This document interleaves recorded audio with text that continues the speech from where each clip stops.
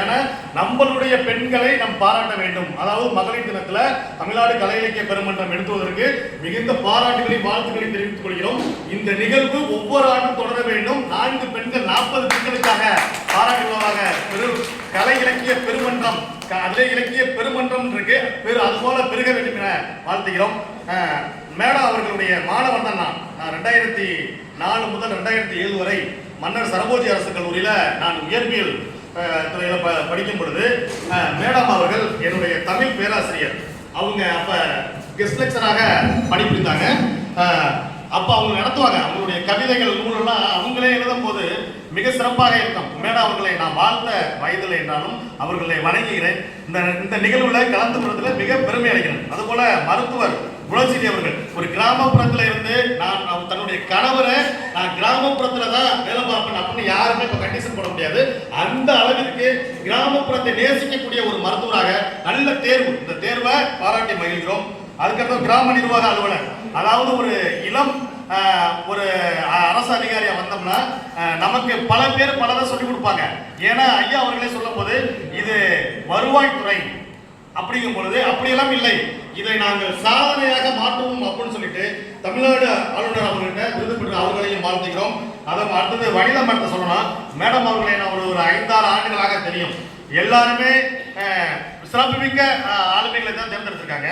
மனித மனத்தை நீங்க எப்ப பார்த்தாலும் வெள்ளிக்கிழமை இருந்தாலும் அதை சொல்லலாம்னு இல்லை, வெள்ளிக்கிழமை இருந்தாலும் இந்த போட்டித் தேர்வு படிக்கக்கூடிய மாணவர்களை அவர் கனிவோடு கூப்பிட்டு அவர்களுக்கு கொடுக்கக்கூடிய சுதந்திரம் வேற எங்கேயுமே இருக்காது. கந்திர போட்டித் தேர்வுக்காக படிக்க தஞ்சாவூர் தான் போகணும் அப்படிங்கிற மனநிலையை மாற்றியவர் நம்ம வனிதாமன், அவர்களை பாராட்ட வேண்டும். அது மட்டுமல்ல, நம்ம நூலகத்தில் 35,000க்கும் மேற்பட்ட நூல்கள் இருக்கிறது, 200க்கும் மேற்பட்ட மாத இதழ்கள், 10க்கும் மேற்பட்ட பத்திரிகைகள் தினந்தோறும் வருகிறது.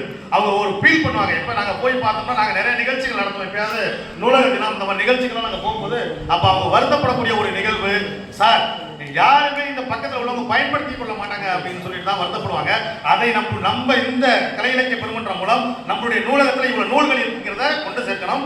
அப்புறம் சொல்லுவாங்க, புதுசா ஒரு லைப்ரரி கட்டியிருக்காங்க. மாண்புமிகு சந்திரகோட்டை சட்டமன்ற உறுப்பினர் அவர்களுடைய சீரிய முயற்சியில ஒரு லைப்ரரி கட்டிக்கிட்டு இருக்காங்க. அந்த லைப்ரரியில முன்னாலும் சந்திக்கும் போது சொன்னாங்க, சார் நான் புது வீடு கட்டி குடி போறதை விட இந்த லைப்ரரி கட்டி சீக்கிரம் போகணும் சார் அப்படின்னு சொல்லிட்டு அது தன்னுடைய சொந்த வீடாகவே இந்த லைப்ரரியை பார்க்கக்கூடியவர்கள் அவர்கள் பணியில அவ்வளவு 4 பேருமே நான் பாராட்டுகிறோம். இப்ப இன்னைக்கு எல்லாம் இன்னைக்கு பெரியாருடைய தேவை இன்றும் இருக்கிறது, என்றும் இருக்கிறது, எப்பொழுதும் இருக்கிறது. நான் பெரியாரை பற்றி பேசிக்கிறோம். பெரியார் இன்னைக்கு இல்ல அப்படின்னா இன்னைக்கு இந்த பாப்பா என்னுடைய நற்றரசி அருமையாக பேசின அந்த பாப்பா பார்க்கும்போது பெரியார் கண்ட குழந்தைகள் இன்னைக்கு எல்லாருமே பெரியாரை பற்றி பேசுறாங்க. ஏன் பெரியாரை இன்னைக்கு இந்த பாப்பா பேசும்பொழுது அவருடைய விடுதலை, பெண் விடுதலை பற்றி பேசினார் பெரியார். எப்ப 1929 செங்கல்பட்டு மாநாட்டில் பேசுறாரு. அதாவது பெண்களுக்கு சொத்துரிமை கொடுக்க வேண்டும், அந்த பெண்களுக்கு சொத்துரிமை கொடுத்தால்தான் மிகப்பெரிய ஒரு மாற்றத்தை ஏற்படுத்த முடியும் பெரியார் பேசுறாரு. அப்ப உள்ள பிற்போக்குவாதிகள் அதை யாருமே ஏற்றுக்கொள்ள மாட்டார்கள். அம்பேத்கர் தன்னுடைய அரசமைப்பு சட்டத்தில் தன்னுடைய பதவியை பெண்களுக்காக சொத்துரிமை கொடுக்க வேண்டும், இந்த வர்ணாசிரம முறையில் அவங்கள எதிர்த்தனால அவர் தன்னுடைய பதவியை என்ன பண்றாரு, ராஜினாமா பண்ணி வைக்கிறாரு. அப்பொழுது இது ஒரு அரசியல் நிகழ்வு சொல்லல, ஒரு நிகழ்வுக்காக பதிவு பண்றோம். 1989 முத்தமிழறிஞர் கலைஞர் அவர்களுடைய ஆட்சியில பெண்களுக்கு சொத்துரிமை இந்தியாவிலே முதல்ல கொடுத்த மாநிலம் தமிழ்நாடு என்பதை பெருமையோடு பதிவு செய்ய கடமைப்பட்டுள்ளோம். ஏன்னா பெரியார் கண்ட கனவு, பெரியார் என்ன பண்ண ஒரு அரசியல் கட்சி நடத்தல, அவர் ஒரு இயக்கம் நடத்தினாரு. அவர் ஒரு முற்போக்கான இயக்கம் நடத்தி பெண் விடுதலை எல்லாம் எங்க சாத்தியமானுச்சுன்னா இந்த திராவிட மாடல் ஆட்சியில தான் சாத்தியமானுச்சு. அதாவது பெண்களுக்கு சொத்துரிமை கொடுத்தாச்சு. சொத்துரிமை கொடுத்தத 2020 தான் உச்ச நீதிமன்றம் அங்கீகரிக்கிறது. வேற எந்த ஒரு மாநிலத்திலையும் இந்த ஒரு முற்போக்கான சிந்தனைகள் எழவில்லை. நீ பெண்களுக்கு சொத்துரிமை இருக்கிறதுனால எந்த பெண்களையும் நம்ம என்ன பண்ண முடியாது, அவளை இலக்காரமாக யாருமே பேச முடியாது. பெரியார் பேசினார், பெரியார் எழுதினார். யாருக்காக எழுதினார்? இந்த பெண்கள் விடுதலை பெற வேண்டும் எழுதினார். பெண்கள் விடுதலையை பெற்றுச்சு. இன்னைக்கு அது மட்டுமல்ல, மற்ற மாநிலத்தை காட்டிலும் தமிழ்நாட்டில் தான் பெண் விடுதலைங்கிறது மிக சிறப்பாக செயல்பட்டு கொண்டிருக்கிறது. நாம் இந்தியாவில் எடுத்துக்கிட்டா நமக்கு ஒரு அமெரிக்காவில் போய் ஒரு பெண் என்ன பண்ண முடியாது, ஒரு பெண் பிரதமராகவோ அதிபராக வர முடியாது. ஆனா இந்தியாவில் நம்மளுடைய அரசமைப்பு சட்டத்தினால் என்னது பெண் பிரதமராக வந்திருக்காங்க, பெண் என்னது முதல்வராக வந்திருக்காங்க. உள்ளாட்சி அமைப்புகள்ல இன்னைக்கு தமிழ்நாட்டில் 50% பெண்கள் ஆளுறாங்க. அது 50% பெண்கள் ஆளக்கூடிய ஒரு மாநிலமாக தமிழ்நாடு இருக்கிறது. இன்னைக்கு கவுன்சிலராக இருந்தாலும் சரி, ஊராட்சி மன்ற தலைவர்களாக இருந்தாலும் சரி, இன்னைக்கு எல்லாமே என்னது பெண்கள்கிட்ட போயிடுச்சு. பெண்களை நம்ம போற்றி பாராட்டுகிறோம் என்று சொன்னால் அந்த அளவிற்கு ஒரு காலத்துல பெண் கல்வி மறுக்கப்பட்டதில்லை. இன்னைக்கு எல்லா துறையிலுமே பெண்கள் தான் இருக்காங்க. பெண்கள் சாதிக்காத ஏதாவது ஒரு துறையை நீ பார்க்க முடியாது. ஆட்டோ ஓட்டுறாங்க, விமானம் ஓட்டுறாங்க. விமானம் எல்லாம் ஓட்டுறதுக்கு அந்த மன வலிமை வேணும்ல, அந்த மன வலிமையை முழுமையாக அடைந்து விட்டோம் நம்ம. இன்னொன்னு ஐயா அவர்களை கிட்ட பேசும்போது 10 நிமிடம் எடுத்துங்கன்னு சொன்னாரு. ஐயா பார்க்கும்போது சீக்கிரமே இன்னைக்கு பெண் குழந்தைகள் நம்ம படிக்கிறோம்.